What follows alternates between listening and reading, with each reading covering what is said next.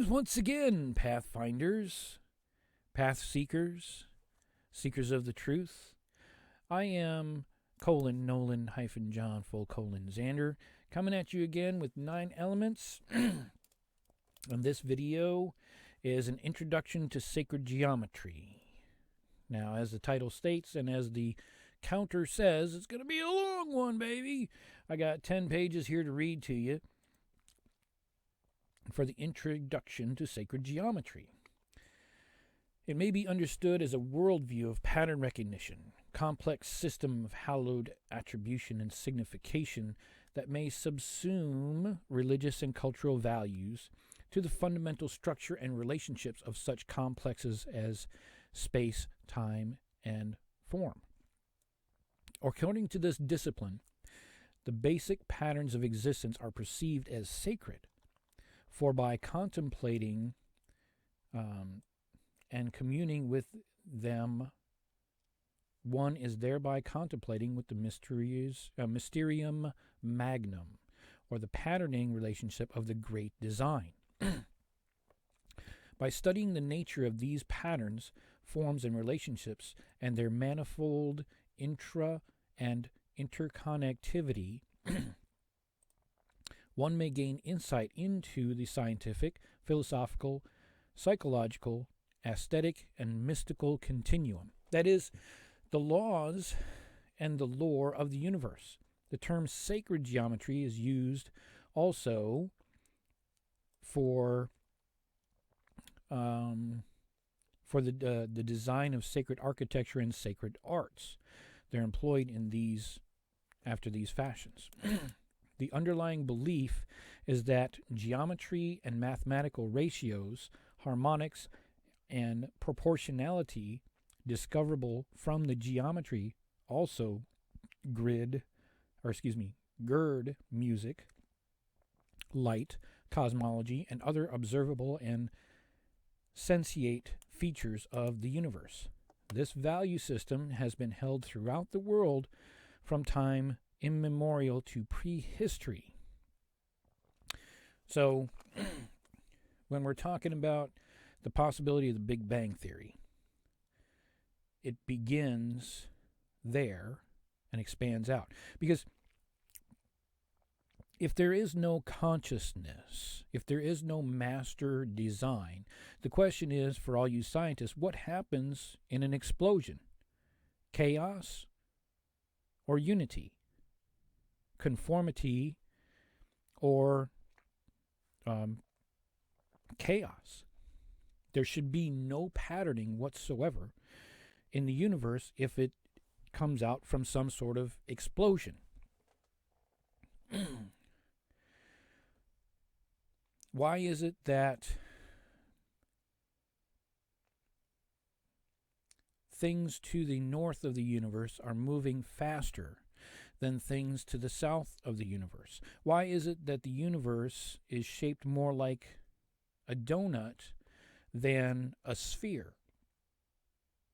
Because if everything exploded from one initial point and there is no grand design, and in order to have a grand design there must be an observer or an all-powerful or an all-being. If it expands out from one point at the same, then why is it not that the outermost pieces of matter, or outermost stars, if you will, are not equidistant from the center of the universe? That's the question. So there must be some sort of grand design in order for this to take place. So I am saying sacred geometry is the mathematical laws of the universe to a point, to where it's one particular subsect. Yeah, there are other mathematics involved, but this is where we are at from our viewpoint in 3D. This is trying to explain something that's been in existence since the so-called Big Bang. Theory, mind you, theory. Please look up that word. Pound that into your brain.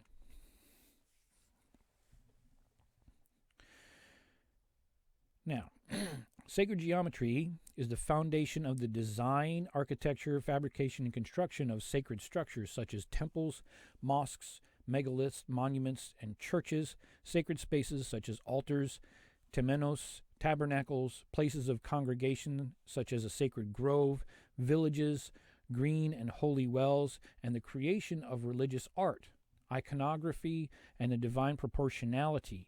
Sacred geometry, art, iconography, and the architecture need not be monolithic and enduring, but may be temporary and yielding, such as visualization in non-permanent sand painting and medicine wheels. Sacred geometry is currently rediscovered as a knowledge key for shifting to a new paradigm of universal wholeness and loving interconnectedness with the web of life. Traditional wisdom holds the universe to exist because of a profound harmonic order. From the quantum vacuum to atoms, to DNA, to galaxies, certain precisely reoccurring ratios and geometric symmetries are the foundation of the whole cosmos. The flower of life design. You see it on t-shirts everywhere.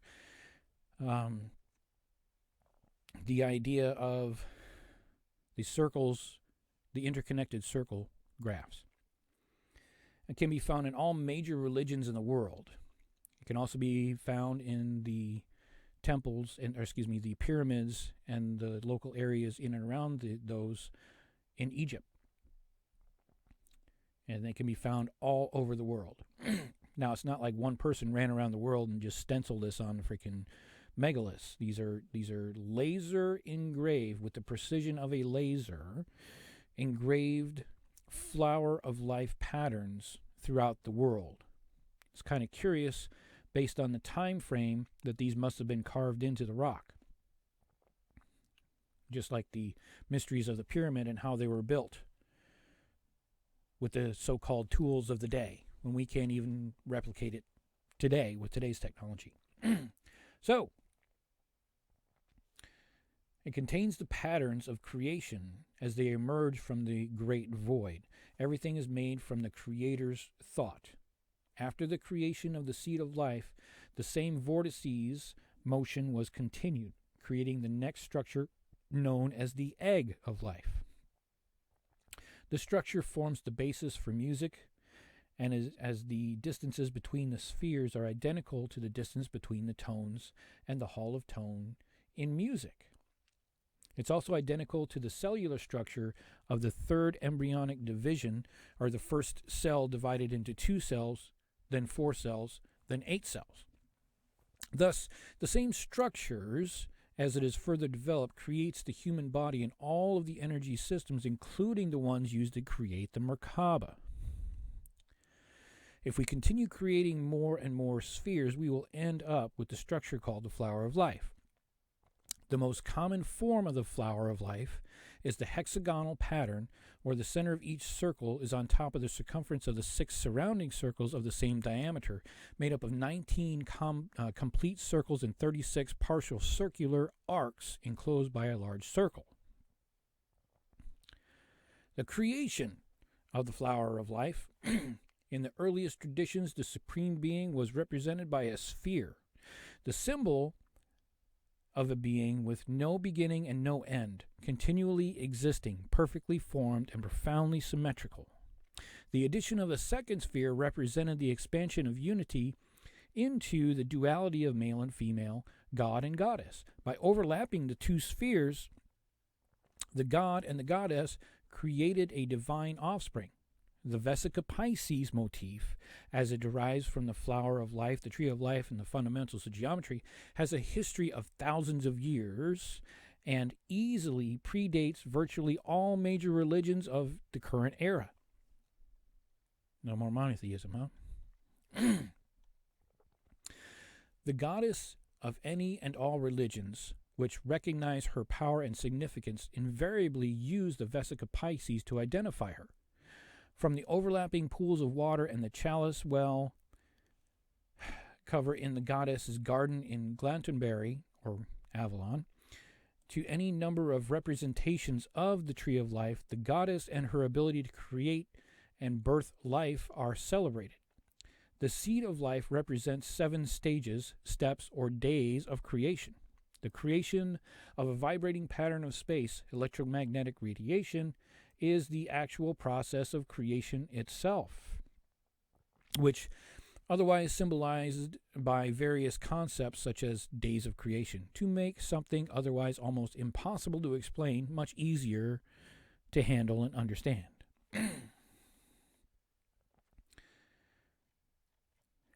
Now, the Vesica Pisces. Donovo-Melchizedek, in his Flower of Life Symbolism, please see his books.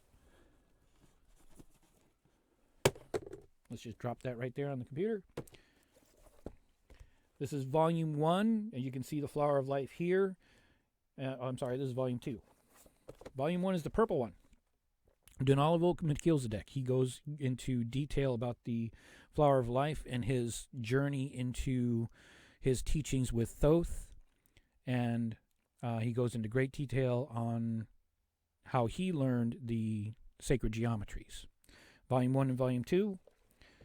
It could be one book, because this one ends on a certain page, and this one picks up right where that one left off. And this one, Volume 2, references a lot of the stuff that's on a certain page in Volume 1. So, go ahead and take a look at that. It's a phenomenal read. He does not necessarily talk about how to do the Merkaba, right? At least not in Volume 1. I'm only halfway through Volume 2, and he hasn't gotten to it. He does mention it a few times, but I think that these books are particular for the Flower of Life and the sacred geometry.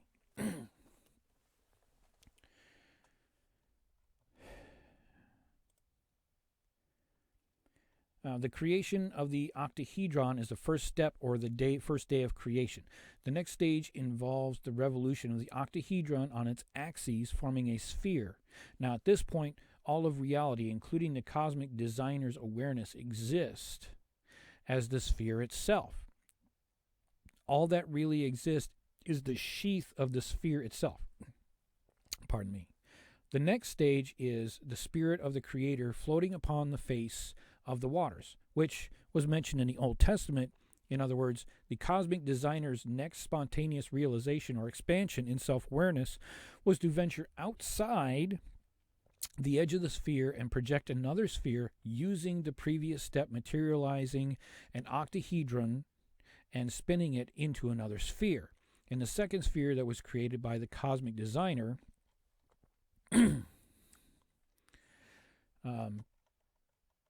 a photon, or a particle of light was sent out in transmitting a second spinning octahedron into a sphere on the membrane of the first sphere. Now, this image appears of 2 circles crossing each other in its center, as design recognized as a Vesica Pisces. Now, this configuration is a geometrical formula which symbolizes the electromagnetic spectrum. In Donovo-Melchizedek's book, The Ancient Secrets of the Flower of Life, Volume 2, it can be found much more informing regarding the whole process. Let there be light. And the light was the primary, or the first cause phenomenon that God intended. In the ongoing process to replicate the spheres and form more Vesica Pisces, multiple forms of creation can be seen emanating from the endless cascade, or the reproduction, of the further geometrical patterns. The continuation of the 7 days of creation process looks like a successive division of cells, illustrated here, which I don't have for you because I don't know how to play that game with the videos, but I'll see what I can do.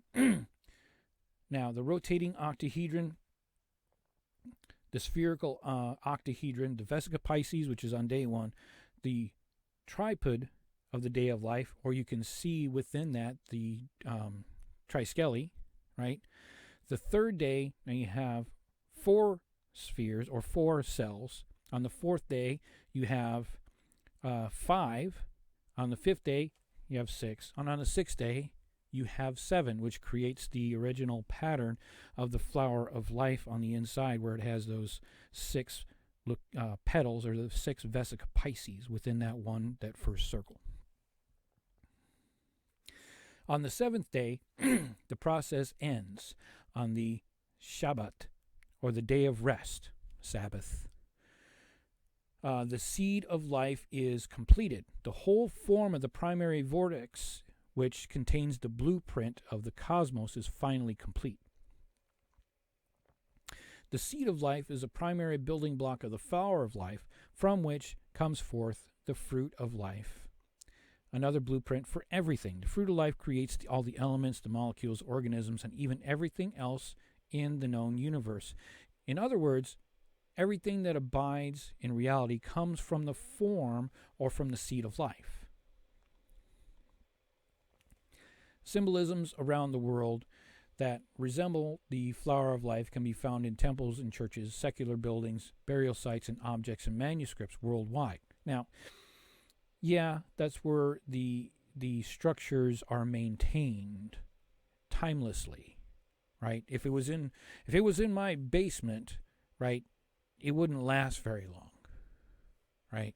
I could draw it on the wall here in about 15 or 20 years because the house is too damn small. They'd probably bulldoze it and make it an apartment complex, right? Yeah, it could be found, but it wouldn't be had a second look, you know what I mean? So many cultures use the symbol in full knowledge of its power and potency. In Egypt, for example, the flower of life is engraved in some parts of the pyramids. The relevance of the symbol for the ancient Egyptians can also be found in their temples. Some of the temple complexes were constructed with utter preciseness and harmony. Theoretically, this type of preciseness could not have been possible at the time, and I'll name some other places where the flower of life imagery has been found. In a temple in Abydos, in the Rama temple, Vajraha. I'm going to butcher this for all you people that know the Indian culture. Vijayanagara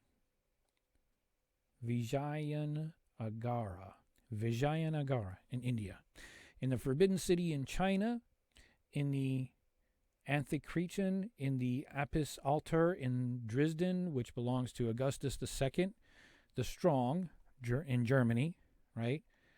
In Gotland, which is in Denmark, on the ceiling of a church in Maria Lasciari in Italy, and the ruins of Pompeii in Italy, an Orthodox monastery in Kretcha in Greece, in a church in Sorug, Austria, and on a pallet of the silver treasure of Augustus.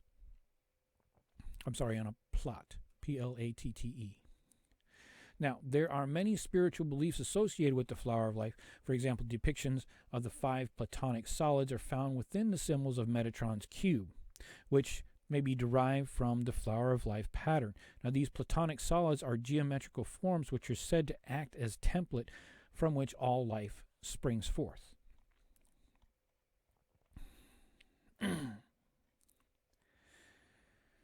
The flower of life contains a secret symbol. So sacred geometry reveals the harmonic energy patterns by which nature creates and designs. Sacred geometry is a vital element in all spiritual traditions. Every tradition uses a unique symbolic language to preserve their knowledge about the geometry of the universe and its design.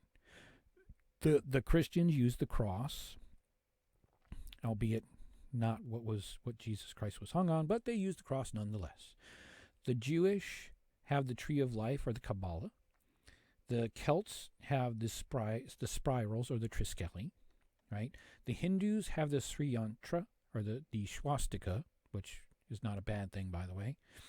Nordic have the runes, right? So the Viking runes, or what's called the Viking runes, but we won't get into that in this video. The Chinese have the yin and the yang, right?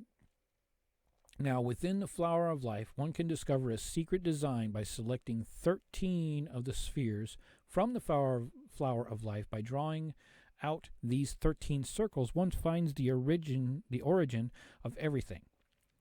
This is the sacred geometric symbol is known as the fruit of life. These first 13 circles provide 13 systems of knowledge, with each one illuminating a different facet of existence. All information regarding the human being to the island universes throughout the cosmos is available through these 13 systems.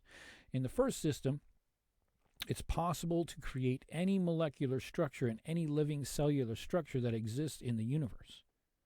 Any thriving cellular organism or molecular configuration in existence, for instance, could be constructed using information from the first system. So, in other words, all thriving beings. Metatron's cube depicts the 5 platonic solids which may be driven from the flower of life, the 5 platonic solids which may be derived from the flower of life. The 5 platonic solids are geometrical forms which are said to act as a template from which all life springs according to spiritual beliefs. The platonic solids are 5 structures that are crucial because they are the building blocks of organic life. These 5 structures are found in minerals, animated in organic life forms, sound, music, language, etc. Metatron's cube is also considered a holy glyph, used to ward off evil spirits. The Kabbalah's tree of life is also thought to be derived from the flower of life. Well, actually it is, because it's Metatron's cube at certain points, but maybe that's later. The Hebrew tree of life, there it is. The tree of life, in its various forms, is recognized in all cultures as a symbol of immortality and eternal life. From ancient Chinese and Egyptian culture to Germanic paganism, and through Mesopotamia, Mesoamerica, it has been sought after throughout the ages, and while depicted in many of different contexts, the imagery across all cultures is essentially the same. Not to be confused with the tree of knowledge of good and evil, the tree of life is the tree whose fruit gives eternal life to all who might obtain it. In addition to its religious references, it is a reminder of our past, our ancestry, to our present, which is our body, all pain included, and to the future, the fruits of our labor and posterity. The concept of the tree of life has been used in science, religion, philosophy, and mythology. A tree of life is a common motif in various world theologies, mythologies, and philosophies. It alludes to the interconnectedness of all life on our planet and serves as a metaphor for common descent in the evolutionary process, or the evolutionary sense.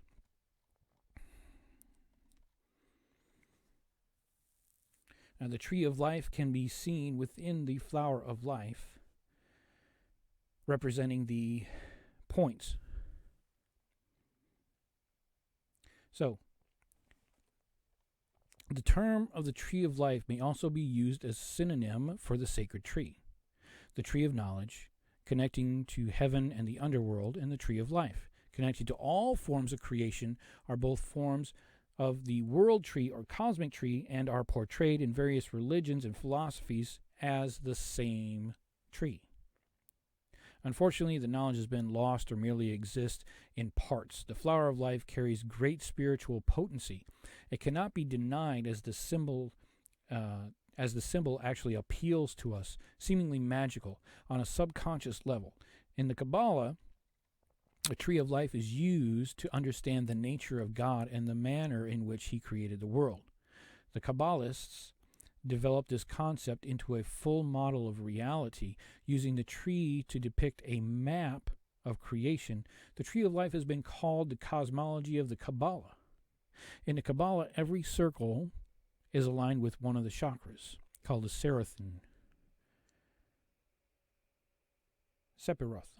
called the Sephiroth. Every chakra represents a certain domain of energy within the human body. Now, the Metatron's cube and the platonic solids. The cube is a sacred geometrical symbol that forms a map of creation, and this map that the mystics, sages, and ancient civilizations have referred throughout the ages of time. Now, 13 billion years ago or more, during what is referenced on Earth as the Big Bang, source, God, infinite intelligence, gave birth to the universes and its symbol of Metatron's cube that explains this birth and the infinite expanding fields of creation in all directions of time and space. Source energy through the field of Metatron's cube creates the potential fields of creation, a field of high vibrational frequencies that ripple out through creation, eventually creating color, then sound, and finally, at the lower levels of vibration, physical matter, such as us and all this desk and these books. My cup. You like my cup? Happiness is the way. Anyway. Thus, the field of the source energy, represented by Metatron's cube, permeates throughout every level, throughout every aspect of creation, as the origin spark of love of source expands in all directions of time and space. God is the energy waves. God is the color. God is the sound, and God is the physical matter, and God is the entire field of love. Live one vibrational energy, LOVE. God's light expands infinitely through Metatron's cube via one or more of the elements of creation, earth, fire, air, water, coming together through spirit. Galaxies, solar systems, planets, humans, plants, animals, DNA, the atom, some atomic particles, and hence the energy/space between all matter is made up of one or more of these elements. Metatron's cube is composed of 13 spheres, held together by lines from the midpoint of each sphere. The spheres of Metatron's cube represent the feminine, whilst the straight lines represent the masculine. Thus, Metatron's cube represents the weaving together of the male and female polarities to create the oneness field of all, infinite all. Now, the platonic solids, we can see, well, I can see, you can't see it. Fire is represented by the tetrahedron, or the four-sided pyramid. Earth is represented by the hexahedron, or the six-sided cube. Air is represented by the octahedron, or the eight-sided diamond. The icosahedron is represented by the 20-sided object, and its element is water. The dodecahedron is this 12-sided item of the platonic solid, and it's representing ether or spirit, or whichever way you want to put that. So the dodecahedron, according to the five-pointed star and the point on the top, one point on the top, is the dodecahedron of spirit. The eastern side of the star is the icosahedron, represented by water. The tetrahedron, represented by fire, is the lower eastern or southeastern point of the five-pointed star. The hexahedron of earth is the southern or southwestern point of the star, and the octahedron or air is the western point of the star. Represented by the colors, fire is red, earth is green, air is yellow, water is blue, and ether is kind of a goldish color.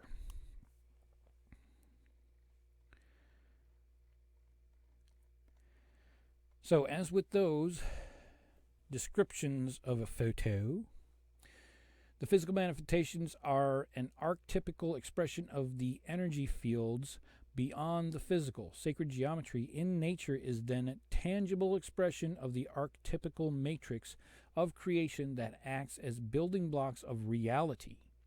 These ideas are perhaps the best expressed by Michael S. Schneider in the book Beginner's Guide to the Construction of the Universe. As ideal geometric patterns materialize, they're clothed with 4 thickness of garment, 4 densities of mother substance, unfolding as light and thickening through phases of gas, liquid, and solid. In mythic terms, the creator is said to conquer chaos by dividing it into 4 elements. Constructing the universe, therefore, involves the process of volumization. The archetypical field where the patterns first appear is a sphere or a monad, right? The geometry that arises within the sphere is obligated to manifest the monad's principle of equality in all directions. Nature adheres to this principle by configuring primary volume that divides the sphere equally in all directions. There are only 5 volumes that fulfill this requirement of equality by repeating the identical corner angles, edge lengths, and surface shapes around the sphere. These 5 volumes were described by Plato in Timaeus and are also known as mathematicians as platonic, known to mathematicians as platonic solids. 4 were identified by Plato with the 4 ancient elements or states of matter. And the 5th, the quintessence, or the 5th being, represents the all-encompassing cosmos. We see this in the movie The Fifth Element, where an actual being had to stand in the center to bring in the other 4 elements, because ether is only found in certain containers. It can be expansive, it can be out there in everything. But in order to contain it and to use the element, it has to have a consciousness. So could it be considered 2 separate elements in that specific instance that I described in that movie? I would have to say yes, because it's the intention that draws them together, not just the fact that there is spirit there or there's ether there. It requires thought. It requires desire. It requires something to put it together, to direct it. Otherwise, it's an element.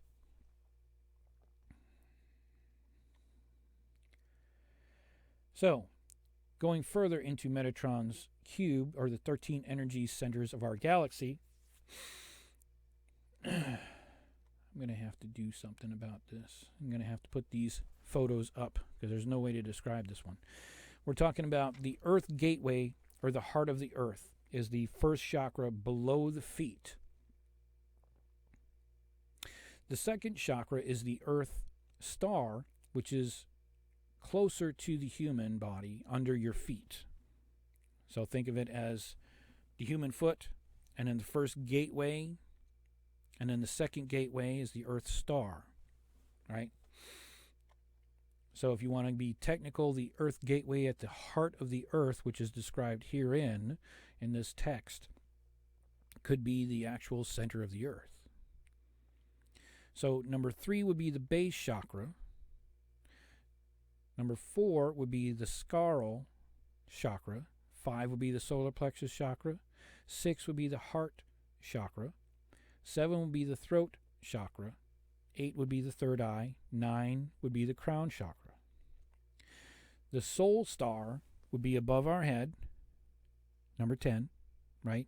Then the stellar gateway, which is considered the Pleiades, I believe. Number 12 is the universal gateway, which is Sirius? Sirius. And number 13 would be the cosmic gateway, or the heart of the galaxy, known as where the Creator resides, the cosmic gateway.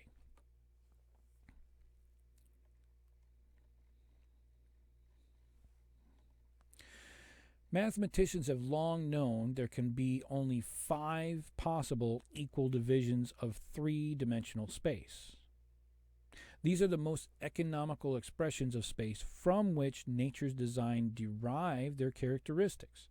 Mythics throughout time have equated these forms of various states of consciousness.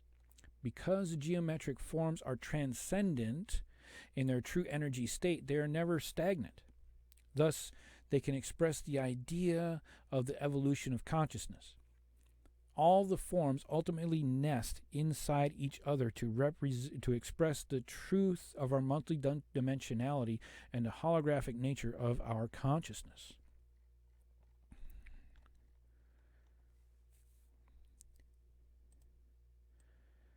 So that is your introduction to sacred geometry. I hope that was as fun for you, although I would like to put up those photos. I will see what I can do, but it's not going to be... I'll see if I can do it before the video is posted. I'll have to see about getting another program and duct taping that stuff in. I'll probably put them towards the end of the reading portion of this video, but that is according to reference. The Gnostic Serpent Society has a very decent introduction to sacred geometry. Now from there it goes out into their particular view on sacred geometry. Let's just leave it there. I'm not saying that it's a bad organization. I'm saying that they have a different viewpoint than I do at this time. And I'm just glossing over this. I am the bridge. I am not the one that's bringing the information. I am here to integrate science and spirituality. I am here to build a bridge so everybody else can use it. But I'm also here to let you know, as a messenger, that this person has information and that person has information, and they're not talking to each other, but they should be. At least I believe that they should be. Now, the other bridges have helped some talk to each other as long as they're in a parallel type of ideology. Let's say Greg Braden and Lynn McTaggart and Bruce Lipton and Dr. Joe Dispenza, they get together along their sphere. They're all scientists, but they're getting into the esoterics. They deal with a lot of folks that talk science all day, and they try to speak the language so that they can pull them or convince them, or, for lack of a better term, get them to look at other possibilities using the actual scientific method. Not that, oh, I learned this shit, so if I learned it, you have to learn it. But when am I going to use it in reality? Never. But I learned it, so you're going to learn. So it's the old mentality of, this is what I learned, so therefore you must learn this too. Rather than, that theory has been debunked, but what does that mean? Using the scientific method, finding what you're looking for is fascinating and fantastic, but also doing the same experiment and not getting what you expected also should be just as fascinating if you're looking for the truth. If you're not looking for the truth, you get what we see today in a lot of circles, especially in science. It's not that the science is corrupt. It's that the people that are looking at the science are dismissing facts. They're dismissing the scientific method. They're not abiding by their science. They're abiding by their emotion. They're abiding by their wallet. They're abiding by the books that they have written that they base their life off of. You're telling a Christian that God doesn't exist when you're saying something like this to a scientist. I have proven this, I have proven that, my colleagues and I have proven all this stuff. It's a grand theory. And when somebody else comes along to disprove that specific theory, their world crumbles. If you have a specific idea of the universe, and you base your livelihood and your life off of that. The issue now is, what is your life? In the sacred geometry, it does state that everything is in motion. If you're stagnant, if you're standing on that rock and holding on for dear life, something bad is going to happen. You cannot necessarily believe that anything is the truth, because it could change. The things that are solid are the universal laws, starting with the first 12. I did a video on that. Go back and take a look if you need a reference point for that. It does not indulge too terribly much within each one. I didn't go that far into it. So, comprehend that sacred geometry is being discovered. Or rediscovered, I'm sorry. It's being rediscovered. It's not that somebody invented it. It existed, and it does exist, and we're just rediscovering it. We have to look for what is happening and draw conclusions. Most of those conclusions are coming from a 3D perspective, which means more than likely it's incorrect. And for each of the dimensions at lower and higher dimensions, such as we are in the 3D, or maybe some people say the 4D, the issue is it true on the fourth dimension or the fifth dimension? Or the first dimension or the second dimension? It may only be true here, and is it really true here because time has lapsed? It was true then, but is it true now? Will it be true in the future? We don't have that information. So, please use a scientific method. Use the scientific steps. Draw your own conclusions. Invite all forms of data. A lot of people say that the esoterics are poppycock, for lack of a more colorful metaphor.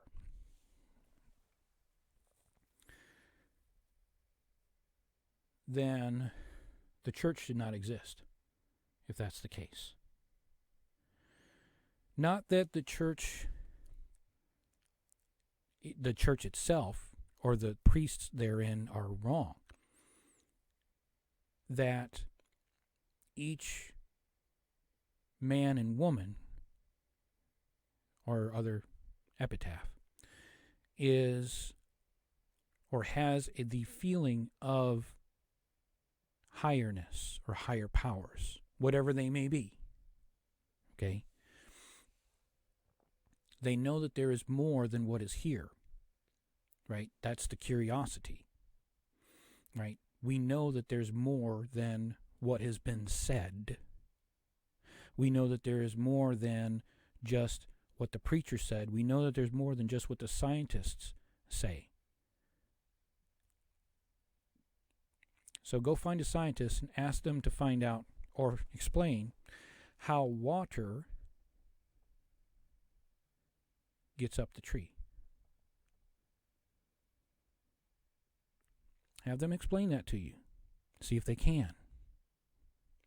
You're talking about water and a piece of matter that is fighting against gravity in a system that is made out of wood.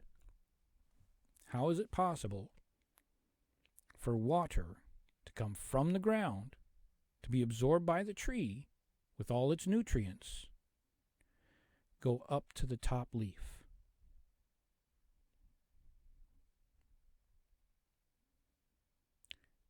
It'll be an interesting conversation. Probably an eye-opening one for you. Magic is used to describe the things that science cannot currently explain,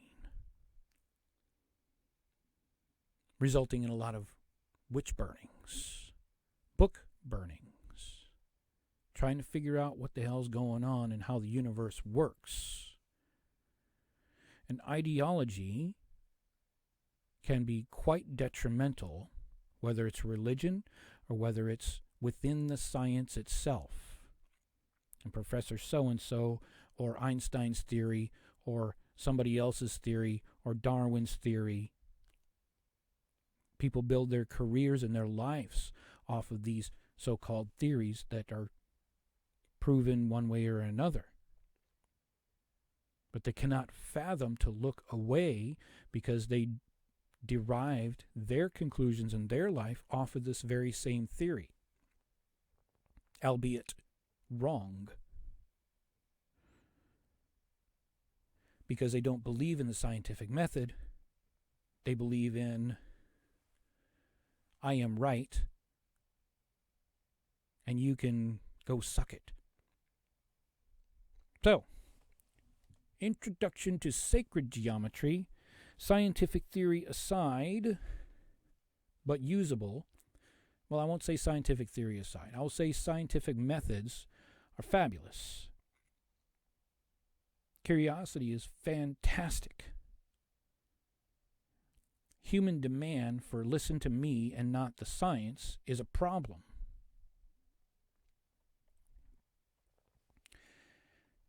So, talking about truth to find your happiness based on sacred geometry, which is the building blocks of the universe. Why are we here is in direct correlation to how the universe was formed and the mathematical model therein. Nobody ever went to war over a math problem. Science and math should be about facts. Not measuring dick sizes here. We're talking about facts and we're talking about figures. Let's stick to the truth. So let's start at the beginning where the universe started, to find the actual truths, not the manipulated stuff that we're throwing around today in this 3D matrix reality. So, how can you be happy without the truth? A bunch of lies? What happens when those lies come crashing down?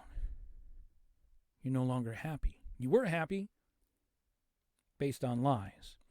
I'm here to bridge science and spirituality, but also, what is the truth? What do we know for concrete truth? And I would say that that's partially due to sacred geometry, because that's what is in nature. That's what's in the universe. We can see it, but we don't talk about it. Yet it's been talked about in some of the major religious, very, very small sects thereof, for keepers of the truth, or at least partial truth. The Emerald Tablets goes back to the sacred geometry, and I will say that I prefer those texts, or they're tablets, so I prefer those Emerald Tablets over anything else created by man, which is updated, recreated wordings translated amongst many, many languages based on whatever they wanted to manipulate. I understand the idea of the Bible. I've read several of them. Well, I won't say several, because I only read it 4 times. But I did read the Bible 4 times. Yes, that's right, ladies and gentlemen. 4 times. There's a lot of stuff in there. Interesting and fascinating guide to life if you want to follow it. But if you believe one part, you should believe it all. And I cannot do that because there's too many discrepancies therein that I see as flaws. Not necessarily because of what's in them, it's how they were written. And there are a few things that are in there that are quite concerning. I'm not talking about Revelation, I'm talking about before that. So Revelation does not concern me, because that was about John when he was in prison in Rome. And all of Revelation was based on what was going to happen to the Roman Empire. So Revelation has already come to pass, in my opinion. If you read the entire text, you can see that. But who's going to do that? I mean, besides me. Because I've discussed this with many a preacher, and they're not aware of it. They're at a different level. They're in it to draw in sheep and money. I'm not a sheep. I'm not looking for Iron Man in the sky. I'm not looking for Captain America, or Superman, Superwoman, whatever the fuck. When they say Christ is coming back to the earth, they're talking about the Christ consciousness. They're not talking about a physical person coming down and saving the frickin' world like a damn superhero. You keep looking out there, you're not going to find anything. They're going to keep you stuck in the 3D matrix.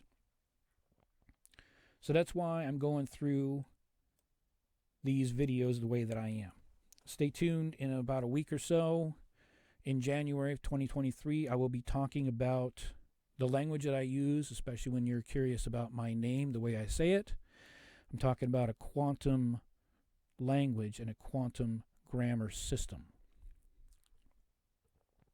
Since the universe is based off of a mathematical system, as I mentioned in this video, so should language be. The universe does not understand or comprehend negative words. So when you're doing your mantras, or you're doing your pleadings or your prayers and say, I do not want X, the universe does not hear a negative word. So when you ask the universe, or you tell the universe you do not want X, you're actually telling the universe that you want X. Man, I don't want to be raped. Well, the universe does not hear that not part. The universe hears, I want to be raped. You're using a negative connotation when your imagination is so much better. You put the negative connotations in there because that's what you're programmed through the media to see, to do, and to say.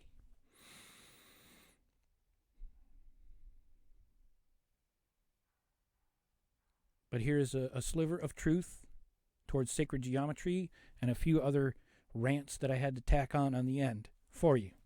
So I hope you stayed till the end. Hit that like button.